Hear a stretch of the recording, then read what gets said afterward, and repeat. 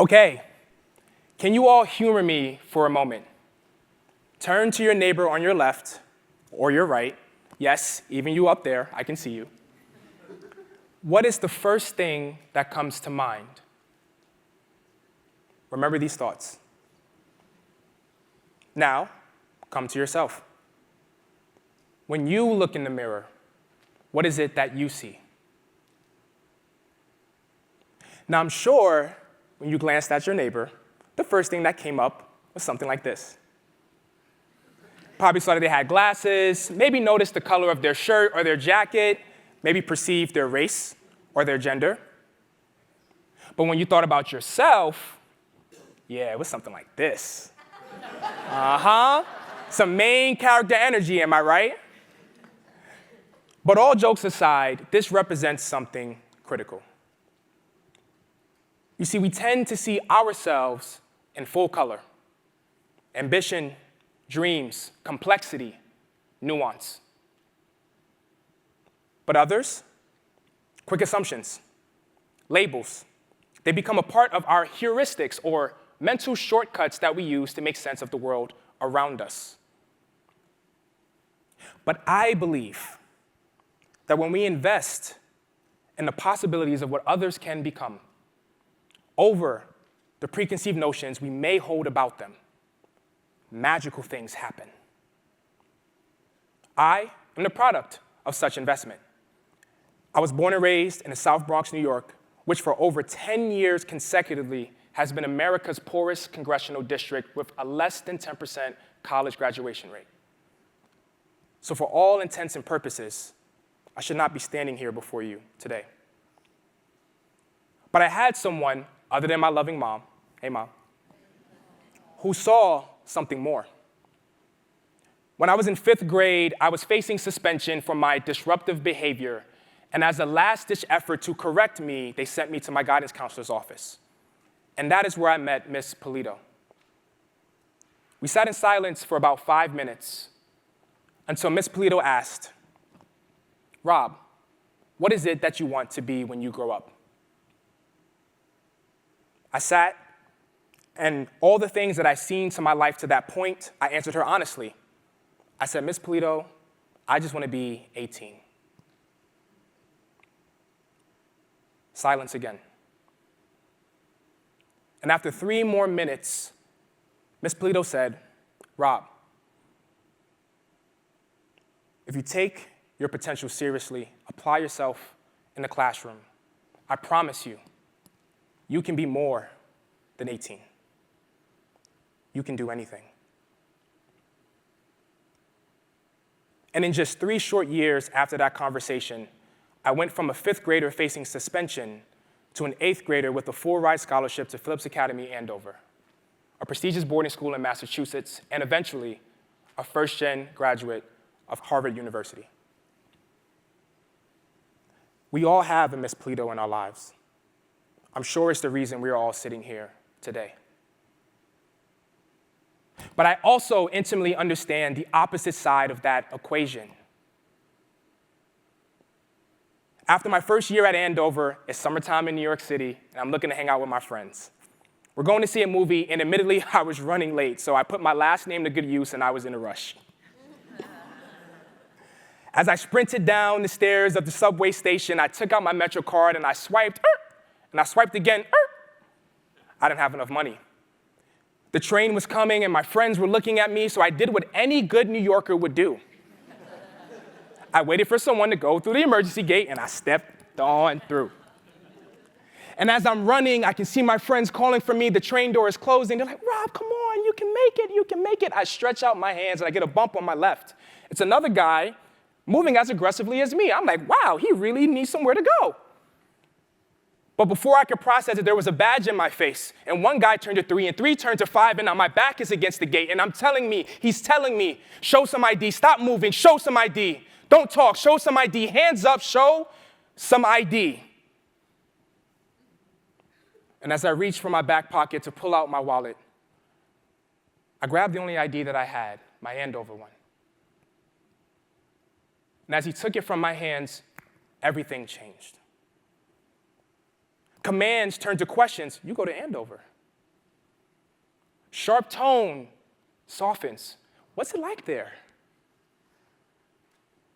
As soon as he saw this blue card, I went from a delinquent to a kid full of promise. The same kid that Miss Polito saw those 4 years ago. I was finally permitted to speak, and upon hearing my reasonings, he let me go. Now, the first thing I felt was, I can go see movies with my friends. Andover's not gonna get a call they don't like. My mom's not gonna be mad I lost my scholarship. Everything felt good. But that relief soon turned to confusion, and then confusion turned to frustration. You see, I don't condemn the officer for stopping me. I did go through the emergency gate. That was his job.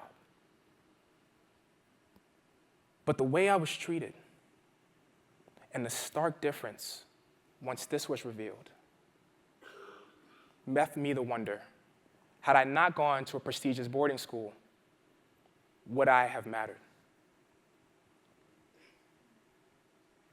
I ask you all, do you notice a difference? In both these scenarios, there was a choice to choose possibility or preconceived notion. So why? I tell you all, the key to this was curiosity. Being proactively curious catalyzes connection, helps to buffer our biases, and dispel our perceptions. Now, we all know curiosity's importance to intellectual pursuits. We are at Stanford, after all. It activates our reward systems in our brains, shooting dopamine, improving cognition, and helping us in learning and memory. But it is also important to our social fabric. You see, the Greater Good Institute at Berkeley says that curiosity operates as what we call social glue. You can think of this as the connective tissue that strengthens our interpersonal bonds, helps us to build empathy, and actually reduces social anxiety. But it is more than just a social key. It is also economic. Leading economist Raj Chetty from Harvard's research shows that the key to social mobility is making meaningful connections between mixed income communities. That's not just social science, folks. That is structural change. But curiosity is facing a crisis.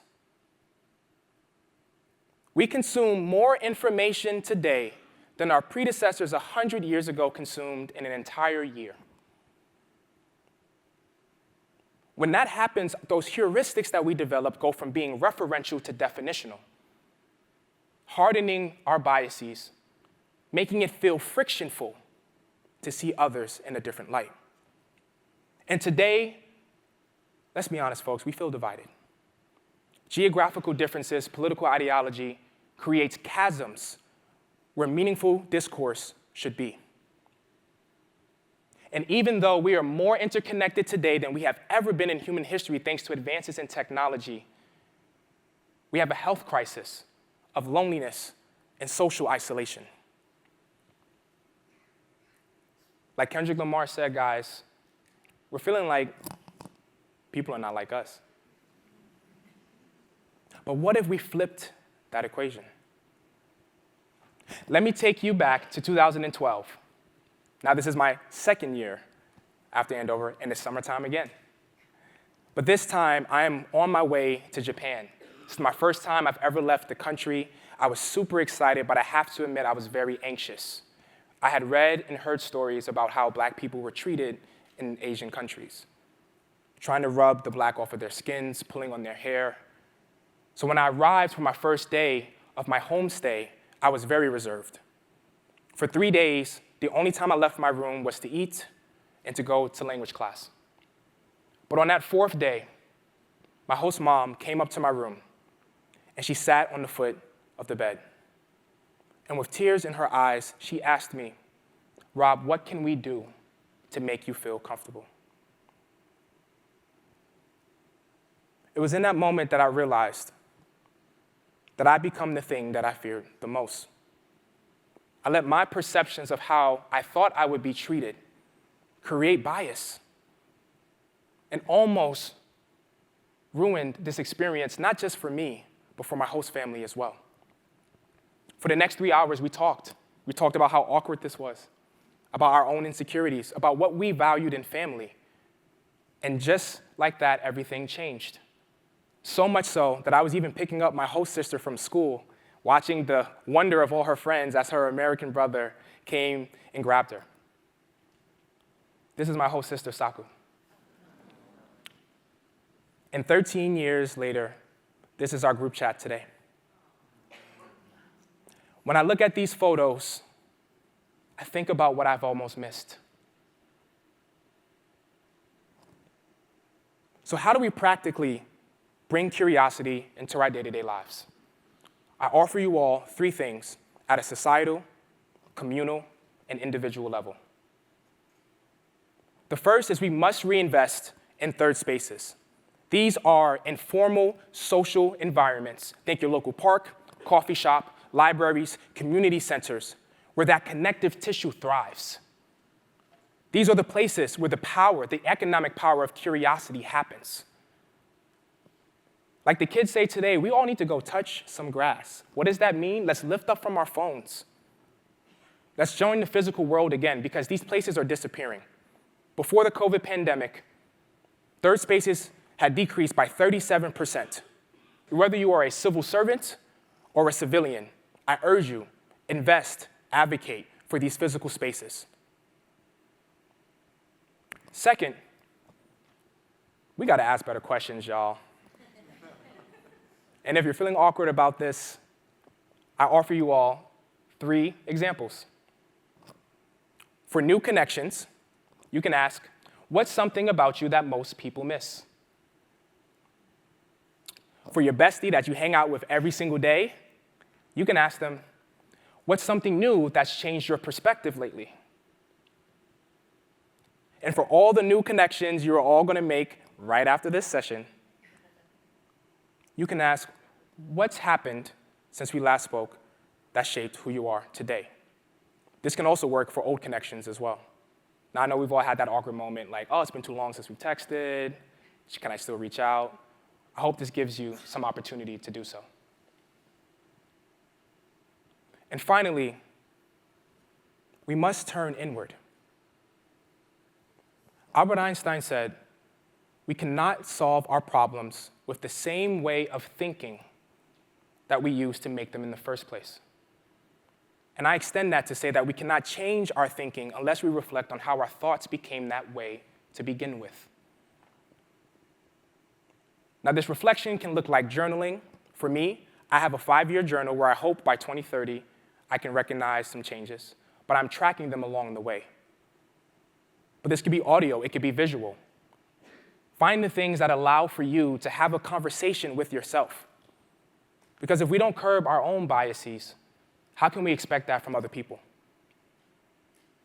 But this is not just about curbing bias. No, this is also about ways in which we can cultivate curiosity in the communities that we inhabit. When I started my career at Facebook, I was fascinated by the ways technology was shaping our social fabric, and I wanted a front row seat. And as I was thinking about the own communities that I inhabited, I was wondering in which ways could I pay it forward to Miss Polito. So I organized an immersion program that brought kids from the South Bronx, East Canarsie, West Jersey to Facebook's office for the first time, places that were forgotten, disinvested in, and for all intents and purposes, shouldn't be there. I corralled my coworkers from across different positions, product design, engineering, marketing, sales, to help these students understand what it was like to work in tech, what a new position can look like. I mean, they're on their phones all day. Why not learn how the thing is built? And I tell you all, what happened in these rooms was truly magical. For these students, they got to see themselves in a whole new light. They were actually inside Instagram, out of their phones and into the physical space, imagining what it actually looks like to be an engineer, a product manager. Before my coworkers, many of them have never set foot in the South Bronx. They were told East Canarsie was too dangerous to traverse. that the people there were to be avoided. And now they came face to face with him. And they saw not these labels, but possibility. We all have the ability to do this today. So I ask you all again, look to your left and look to your right. Now, what do you see? Curiosity is a choice. It's the choice to see people as stories waiting to be uncovered, rather than stereotypes ready-made. Because when we choose curiosity, on the other side is the magic of what's possible. Thank you.